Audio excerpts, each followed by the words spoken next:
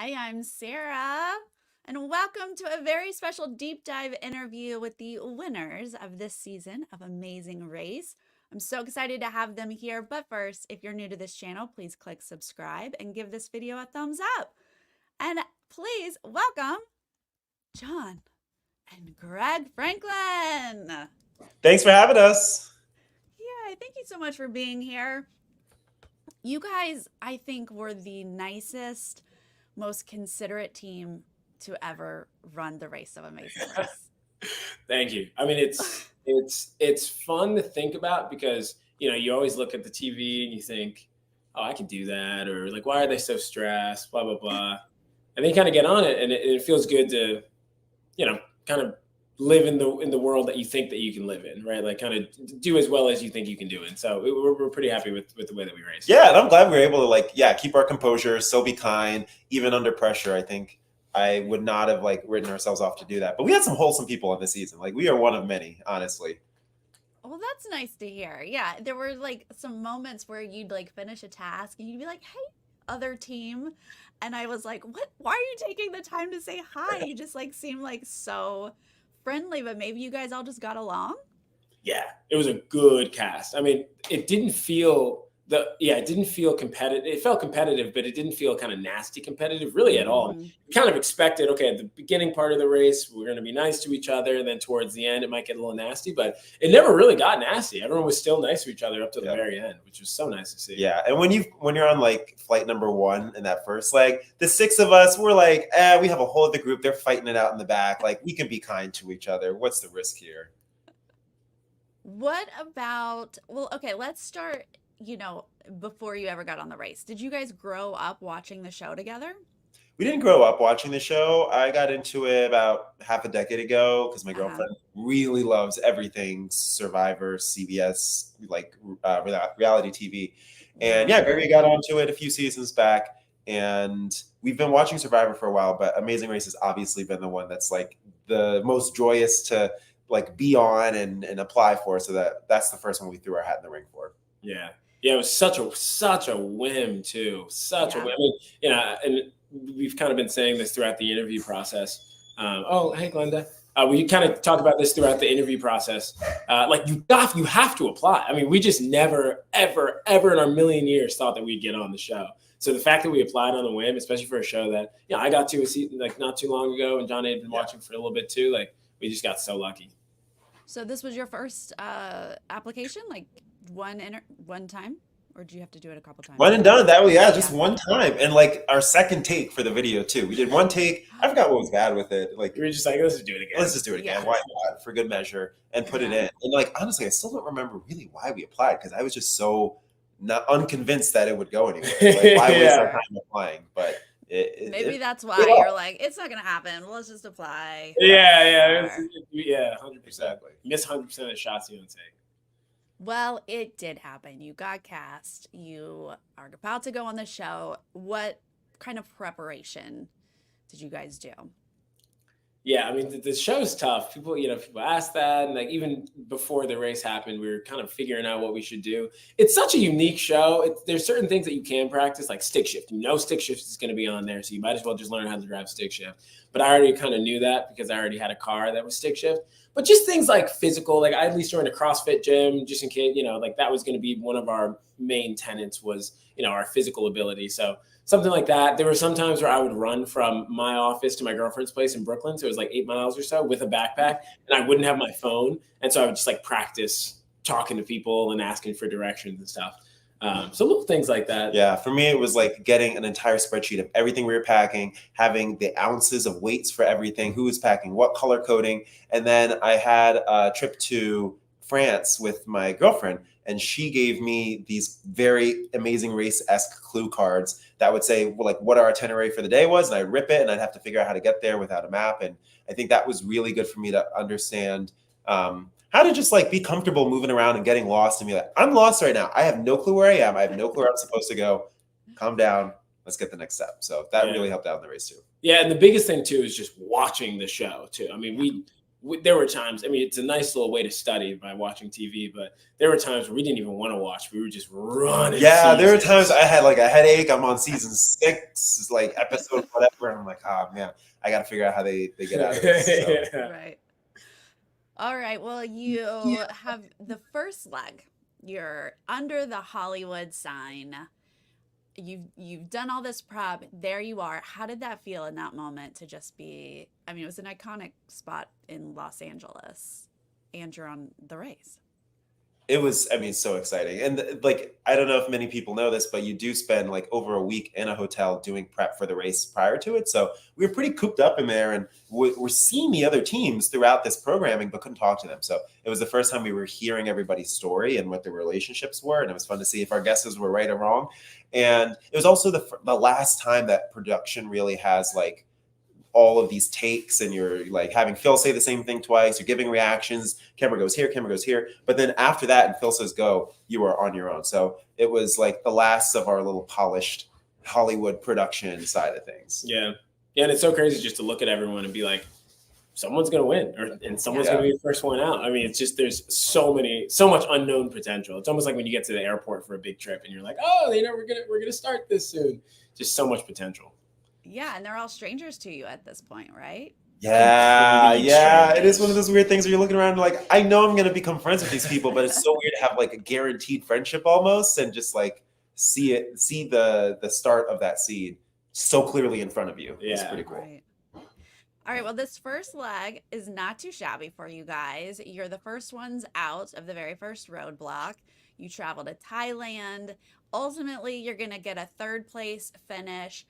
Then you're going to obviously be done with the leg. You do interviews. You go back to a hotel or something. How was that first night processing what you just went through?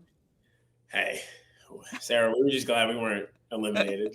That was. I mean, honestly, once that happened, the first check mark was off. You know, we at least said, okay, well, we at least hit one of our goals. But I do think, we got third, which was exciting because we thought, okay, well, if we just continue getting in the top 3 each time, then we'll at least make it to the finals. So that was a nice way to start off, by being in the top 3. But we just knew there was a lot of work ahead of us. I mean, that first leg was long. It was a long first leg, especially being in the airport, because we went from LA to Thailand. And so being in the airport for that long was just so exhausting. So, we knew we had a lot of work in front of us. I'm so grateful for Gregory, though, because like for him getting that first roadblock done first, like set us up for success for like multiple legs, which was like, I think just a huge relief. So when we were at the hotel, we were like, all right, we're in third place, but it's kind of 3 out of 6. And this next leg will still have some distance from those other teams. So I think it wasn't until, Vietnam, which, the numbers showed, like we started slipping. And I think that's when we started saying, all right, now the race is really beginning. It's a full house here. And we're going to compete against everybody. Yeah, that's so true. Yeah. Okay, so you're feeling good-ish, but I mean, you're thrown into this crazy chaos. But like you said, so you get 2 third place finishes, these first 2 legs. And then we hit Vietnam, which is this absurdly long continue racing leg. So first off, how is it just to continue racing? Is that so exhausting? For me, it was exhausting when we were in 8th. Like, I think Gregory kept his composure a bit better than I did, but I think I was expecting to get 8th, like swallow it. Next day, maybe there's an equalizer or something like that. But when you have to continue when you're tired in 8th, it means that like you just got to kind of push your limits. So I was really nervous, and I think the other teams were too, honestly, based on what we were hearing. Yeah, I was. It's a bittersweet moment because on one hand you have to keep racing and you're already so tired. But on the other hand, 1, we're a little bit younger than some of the other teams, so we knew we had a little bit more energy. And 2, it almost felt like we had another chance, right? Like we got 8th the first leg, and now a lot of times you get 8th, you got to go to a hotel, you got to think about a lot of things, you got to dwell on it for a little bit. But this time you can just hop right back into it. It's like, okay, we did 8th, now we get to do better. Like this is the time to do better. So we didn't do better, but we had the opportunity. Yeah, ultimately you are going to get 8th on that leg. Did you guys do any reevaluation after that of like what went wrong? How do we course correct? Yeah, and honestly, like you really do learn. I've been saying this to a few. You really do learn how to race as you're going along. Like we learned so much about like learning to actually read your clue first and foremost, just learning by mistakes, as well as learning like to see the examples over and over again. When we were doing the rice paper challenge, it was kind of like one and done. We'd pop over every little bit, but there were teams who were hopping us because they were looking at the example multiple times. Little things like that I think we just needed to like take inventory of, and then as we went into India, be able to practice. Yeah, not too much course correction in the moment, because we only, they said keep racing. We had maybe like 10 minutes in between to eat and just kind of rest up. So not too much time to talk, but we knew we needed to focus up. So the next 4 legs are going to be your 4 first place finishes in a row, though. So are you feeling things click? Is that the difference? Yeah, they are making sense. I think we're definitely like motivated by the streak too. Like once we get our second win, we're like, we got to get the 3-peat. You see us in Slovenia, like trying to get Rob and Corey, but we're like, well, if we do this, we might lose our streak. So let's bail right now and just get that done. And then, you're at 4. And I think that was a lot of the motivation, but it's also like navigation really ended up being a strong suit for us. Like once we got to our stride doing those self-driving legs, that was huge. Like you saw when we were in the taxi in Thailand, we went to the wrong temple. We went to this wrong Watsulamaya temple, and it was just out of our control. We just like give the directions to this guy. He takes us there 40 minutes out the way. But here it's like we really could see on Google Maps where we were going and readjust from there. Yeah, that was the biggest thing, the self-driving. Because even when we got to Germany on that first, the first self-driving leg, there was at some point where we made up maybe an hour just based off of self-driving. That was really our strong suit, kind of halfway through. Yeah, so much that teams wanted to follow you. Was there ever a time that you tried to shake a team?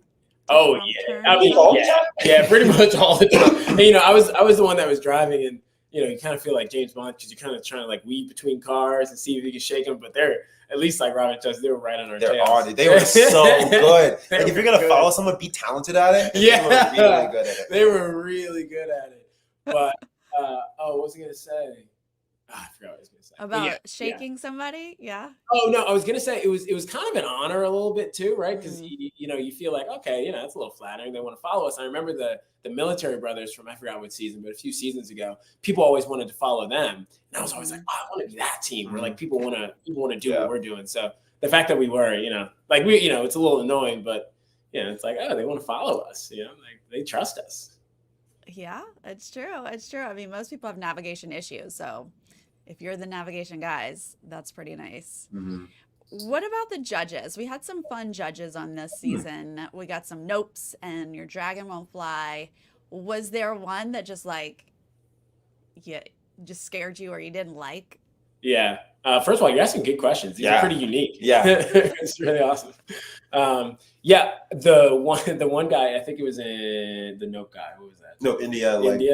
India leg 1, where we did the mural challenge, where we needed to like match the mural based off the picture and find all the different people. That guy, that was the longest challenge that we had done. There was the challenge where we, I guess, struggled the most. Everyone struggled, but it was the challenge where we just kept getting it wrong. That's so true. If they had shown like attempt number, it would have been like 50, honestly. Yeah. Because we would because we didn't know what was wrong, obviously. So, we had all these decorations on our body, and at some point we would just like move the earring from our earlobe to, like the top of our ear, and we'd be like, oh, is that it? So we would just go through checks, and every single time the person. No. You'd see the fingers before you hear it. He puts his fingers up like, dang, we're out. Yeah.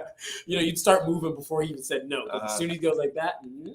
So that one was annoying, but it's a fun memory. Now every time I go, no, it's just a fun little. Yeah, and I'm glad it seems like other like viewers caught up on that. Same thing with your dragon will never fly. I was like, that is real harsh, man. But you're right, I guess. So glad that other people are into these judges. Even in the final leg, like the grunge challenge judge, he was doing his thing. He was playing hardball. So I think we like that character from judges, and I hope the Amazing Race encourages them to be like that. Yeah.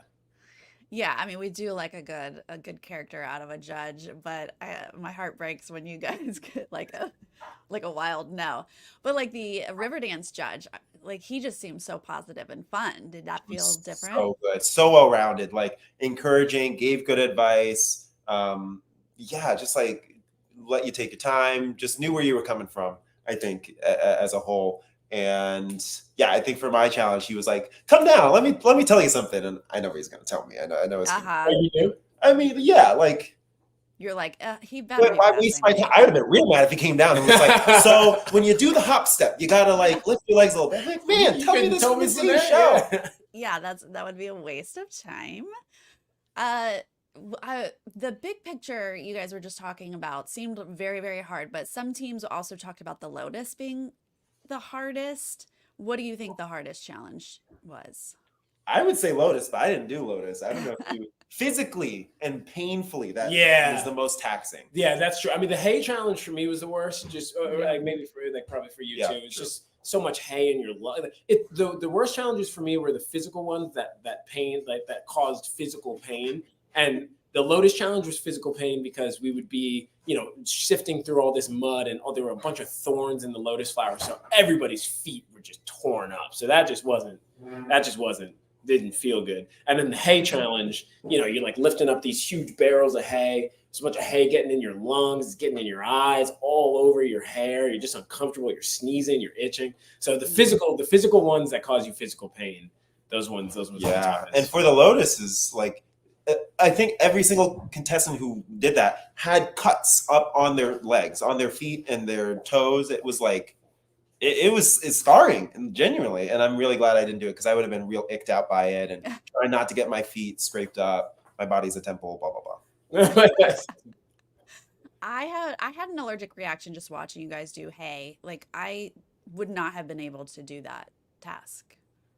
Yeah, especially, I mean, we had never really worked with hay before. Our tortoise ate hay when we were like 10 years old, so we'd give him a little sprinkle of hay here and there, but that was just so much hay. And we never really got a full explanation of what they use that thing for. I mean, do horses reach that high? Like, why was it so high? We just didn't know it had to be that high when we were putting it up. And the height really hurt us because like someone would have to be at the top and the other person is pushing the hay up. And it's literally, like Gregory said, above your head, and it's just half of it's falling on you anyhow. When we were in the car ride to like LaBlandia back to the skyscraper, Gregory was like breaking out and itching everywhere. It was the worst of it was in the car afterwards. But other teams seemed to be okay. I don't know how they did that. Yeah, man. They showed Corey taking a Benadryl. True. Yeah.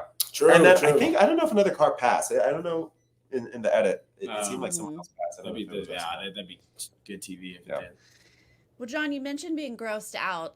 You said you don't like slimy things, which we really saw in that fish market. What's the deal with slimy things? What's wrong? I mean, like, I hope a lot of people can hear me out here. Like, especially when it's alive. Like, those eels were living. They were squirming. I don't need to do it.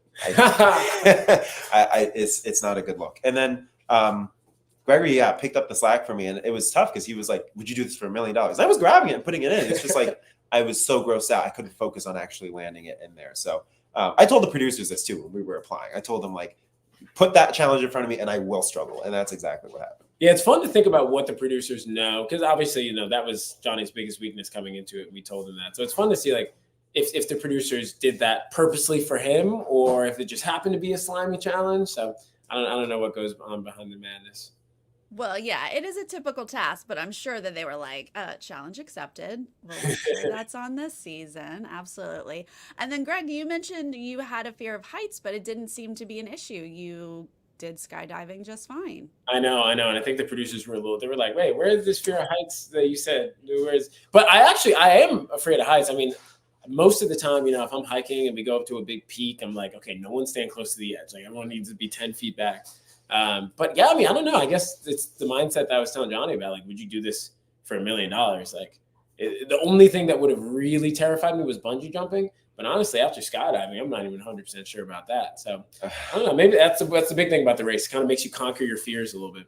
Yeah, we've seen this in other seasons too, where people have like been deathly afraid, and they'll still make that leap. And and it's funny to see people's reactions, because someone like Ashley, who did skydiving, was like, this was unbelievable. I can't wait to do this again.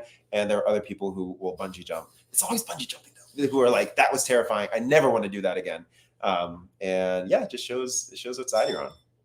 Yeah, I don't want to do any of it, but it does seem like the bungee jumping, maybe they're just like something about jerking back or something that it's the free fall. At least with skydiving, you're with someone. Like, I asked the guy behind me, I was like, how many times have you been in skydiving? He said, what, 50? He said 50,000 times? That's what we heard. Yeah. Whether he was exaggerating or not. But, it kind of makes you feel good. You have someone who's done this so much behind you. But with the bungee jumping, you're just trusting that the rope will hold. You're all by yourself. It's terrifying. So glad we didn't have to do that.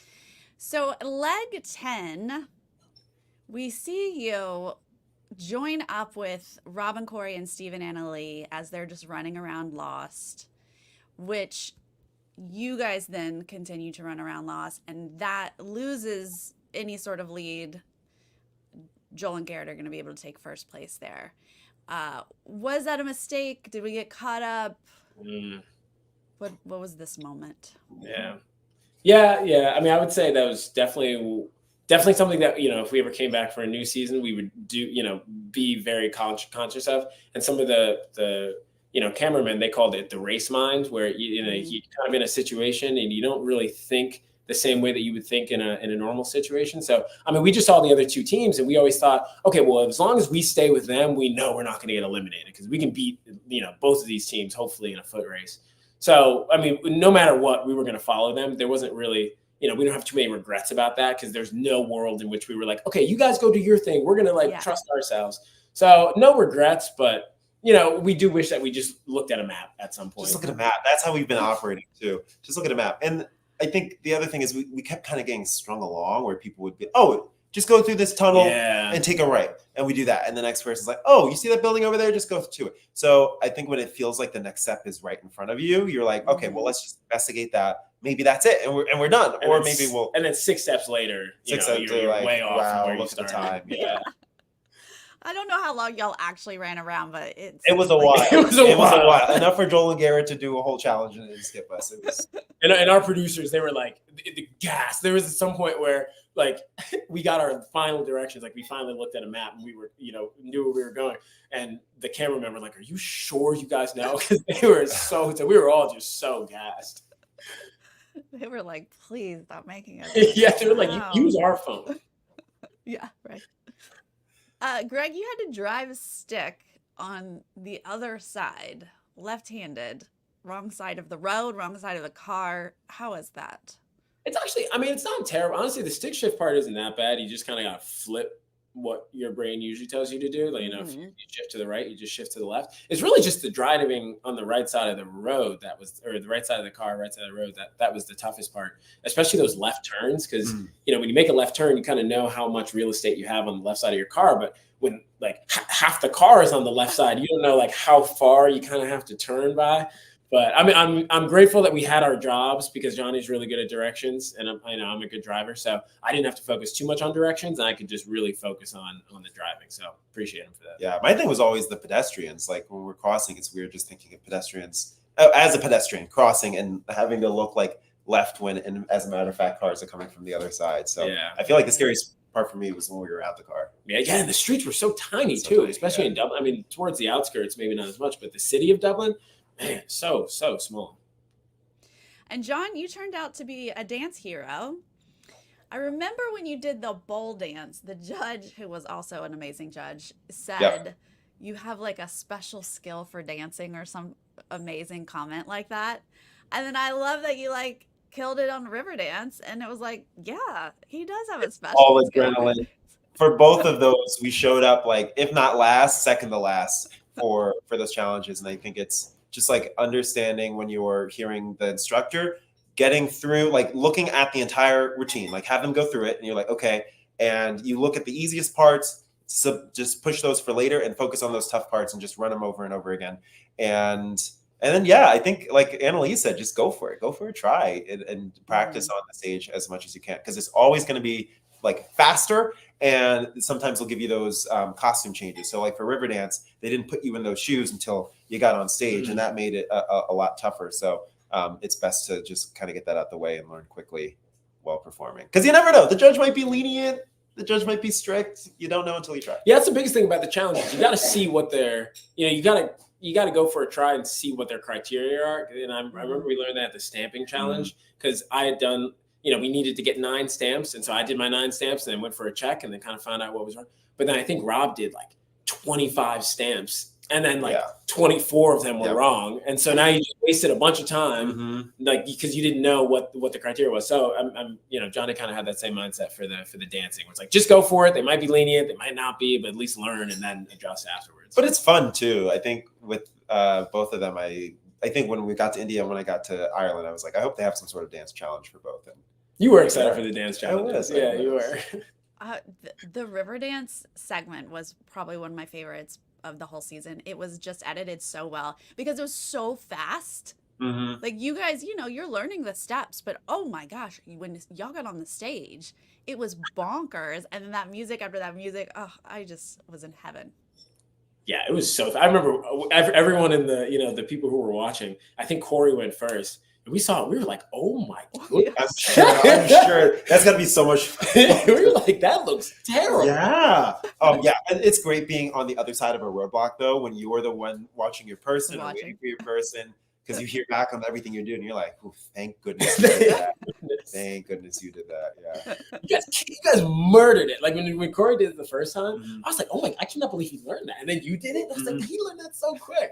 That was insane. We're busy back there. Yeah. Yeah, it was super fun to watch. How about the poems in the pub? You guys got booed, which I thought was hilarious television, but what was it like to actually be booed? To get booed was, I feel like I had a lot of pushback. I was like, what? Like, just tell us we're wrong. Like, it didn't need to be that dramatic. And also, they let you go through the entire poem. So it wasn't like they cut you off when you were wrong.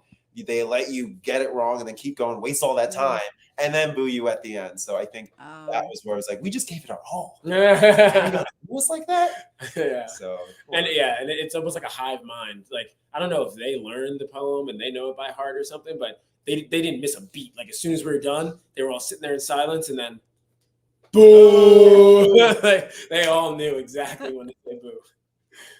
Shafika's bringing up a good point. When you guys were the only ones to do the serve, this was just another time that you seemed like you just are having the time of your life. Like doing a challenge, a little bit complicated, lots of different steps where you could mess up at any different time, but y'all were having a blast.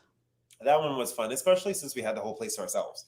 And it was also walking into somewhere that felt kind of upscale. You have these people sitting down. So it was just a different vibe than like racing on the streets and all the other things that they threw at us this season with mud and hay. So to have that kind of upscale environment was like, all right, let's have fun with it while we're here. We don't know how long we'll have it for. And Gregory having all of the kitchen to himself was nice. Didn't have to rub shoulders with other teams. We didn't have to have the pressure of other teams on us. So why not have fun with it? Yeah. Yeah. You seem to love the hospitality of it all. Oh yeah. I had a blast with that. I had even more banter with them, but you can only put in so much. That was fun to watch. And they were also kind guests. I'm sure if I was at like a fast food restaurant, it might be a little different, like working with customers. So let's talk about this finale. I mean, we spoke about it already a little bit. Obviously, you guys had some struggles. You fell behind. I can't imagine the stress level and anxiety for this final leg. Talk to me about that part of it. We hadn't experienced that too much in the race. We were thankful enough not to really be in dead last place too often. And so this was the first time where we really felt the pressure of, okay, you either got to shape up or you're out. And I mean, I was pretty proud of the way that it didn't seem too stressful, right? Like sometimes you kind of see, people lose their cool a little bit. We kind of kept our minds at least semi-straight and didn't get angry, didn't get frustrated too. Well, we got frustrated, but just not too much. But we felt the pressure, especially after Joel and Garrett left, because we were, we're doing the glass blowing. Joel and Garrett leaves, like 45 minutes afterwards, we leave. So every single time we got a glass thing wrong, we were just like, okay, well, that's another 10 minutes that we had. Oh, that's another 10 minutes, another 10 minutes. So it's like all the pressure was on us at that point. And yeah, it was a lot. It was a pressure cooker for sure. Yeah. Nikki wants to know if you guys had the names in your notebook. Did you? Not all of them. I think so. They do take your clues after you're done with the leg. So you check in, Bill says your team number X, and then they take all of your evidence of the leg. So if you didn't write it down in the leg, it's either in your memory or tough out of luck. So we actually did a good amount of our notes when we were in taxis or when like Gregory was driving and I was in the back trying to like write our clues between destinations. So we had like half of them written down, especially the detours. They were pretty quick, just like stacked up or scoop up. But the roadblocks, we didn't write down a single roadblock. That one, and like again, for Joel and Garrett's sake, I think it's tough to remember that exact language because you never see it again after that leg. But maybe they had better notes than we did. Yeah.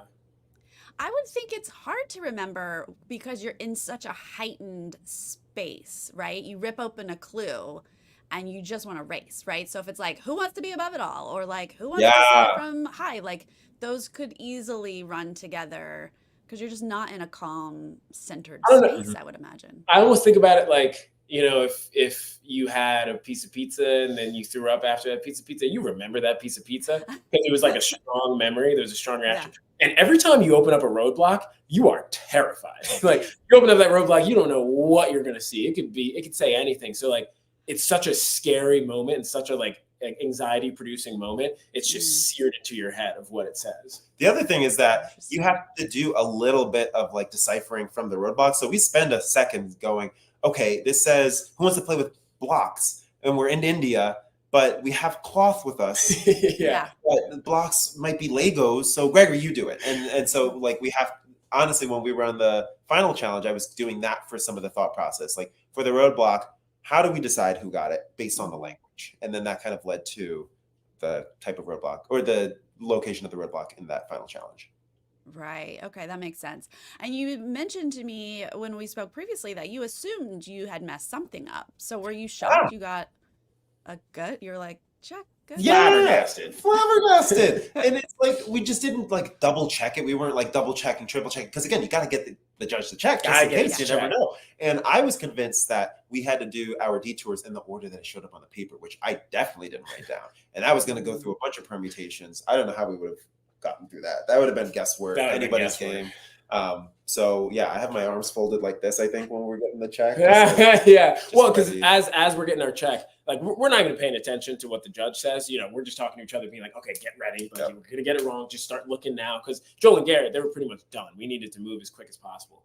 But yeah, I mean, us getting on the first try, because like Johnny said, we just didn't double check it. We just kind of threw them up there. We were like, okay, we're just gonna get them up and then do a check and then reevaluate afterwards. I can't even tell you how excited we were when we saw that. Like, but of course, the challenge where we get it right the first try is like the nicest judge for when you get it wrong. She's like, unfortunately, this is wrong. Yeah. Sorry. Meanwhile, we get, no, and your dragon will never fly. And it is what it is. So you have this amazing moment. You make it first on the mat. You have everyone cheering for you. In real life, in real time, you pack it up. You go home. Like, what is it like to have just done this wild and crazy thing? You now have a huge secret, and do you just go home? Yeah, I mean, we always talk about it. When you first leave the race, it almost feels like you're getting let out of prison because you've been so watched over the entire time. And then as soon as you're done, they're like, you got a flight the next morning. You find a way to get there. And like, they give you all your personal belongings that you took with you into it afterwards. We got like our phone backs and our wallets back. And we were like, whoa, we're in the real world again. So kind of that flip was a big flip.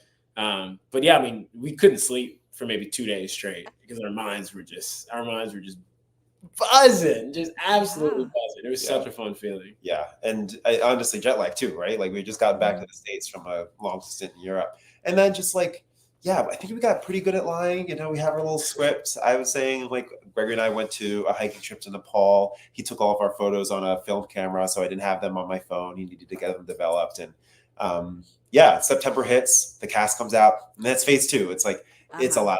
I don't know what happens. We'll have to see. We're going to watch parties going, it might be a tough week, guys. Like, this is a really challenging leg. So I really put it on for them. But whether they took it or not, I don't know. Yeah, and people love to be like, I see that smile. Yeah. Like, that smile means you want it. Or like, what shoes are you wearing? Are they $1 million shoes? Yeah. Meanwhile, I'm wearing like Crocs. Like, it's like, I think we haven't changed too much of our behavior after winning, but we still talk about it. Like, it was really nice to have. And it still is nice to have like really the only person who knows my exact experience on the race and able to chat with. Yeah, in moment for moment too, because there's even obviously we spend all the between leg in the hotel room, so we're just kind of chilling, hanging out, talking. But then even like during the race, there's a 10-foot rule, so you can't be more than 10 feet away from your partner. So Johnny and I were attached at the hip for like 32 days straight. So every single moment during that we can share, which is just like a fun thing to have with your brother. Yeah. So in those early days, since you two were the only ones you could talk to about, where you just occasionally like, oh my God, remember when we were in Slovenia? Yeah. Yep. Remember when we won the Amazing Race? Like literally, because we would, I forgot what we'd like chat sometimes during the week just about random things, and then we'd go on a huge spiel for 30 minutes, just being like, Mhm. "Can you believe that happened? Like, can you actually believe that?" Yeah. Or even like today, we're in Chicago now, just walking down the street with our dog, and we're just chatting about what were we chatting about? Random stuff. And then a couple's like, oh, I just want to say congratulations, blah blah blah, and we're like, oh yeah, that's right. Oh yeah. Oh yeah, Especially me when too. we're together in public. Yeah. That's adorable. So, well, what's next for you guys? I mean, you technically are just now going to get your money. I mean, you got some prizes, you got extra money, not just the winning. You won some money on your legs. Mhm. Is life going to change at all? Money wise, probably not. I mean, we're going to invest a good amount of it. You know, we talked to some of the past winners, and I think that's just the vibe, just to invest a lot of it. I think as far as what Johnny and I want to do together, because I think we definitely learned that we have a good dynamic together. We like hanging out with each other. We can hang out with each other for 32 days straight and not get in each other's nerves. Like, we work well together. So we're excited to, come out with more things, just us together, and kind of more collaborative work. Yeah, and really flex like not only the travel aspect, like we already travel a good amount, so just documenting that, doing more around it, but also we're both tech professionals, so how can we incorporate tech with travel? So we've got some content coming up and end of the month, and gonna try to like keep that going. But other than that, like we're still professionals, still have careers, so got to make sure that's massaged too. Yeah. So daily life is pretty much the same. Yeah, but like we've had so much outreach and love from the Amazing Race community, both like fans as well as previous racers, as well as production. So would love to keep in touch with that and pay it forward to the next season, which is coming out so soon. So oh my gosh. soon. It almost feels like March. it feels like, after you graduate college and you look Mhm. back at your alma mater and you see the freshmen coming in, and you're like, oh, I remember when I was you. I remember when I was in your shoes. So we're excited for this next season. Yeah, the Amazing Race community is super, super fun. It's fun to see the racers every season. You guys are all going to be hanging out and doing your thing. You did recaps all season. I know that you have mentioned doing more videos. Are we going to see your audition tape? We're going to see tips. We're going to see more of that coming. Yeah, audition tape is up. You're going to see what we packed, like to the T, Mhm. what we packed, as well as just like an FAQ answering any questions.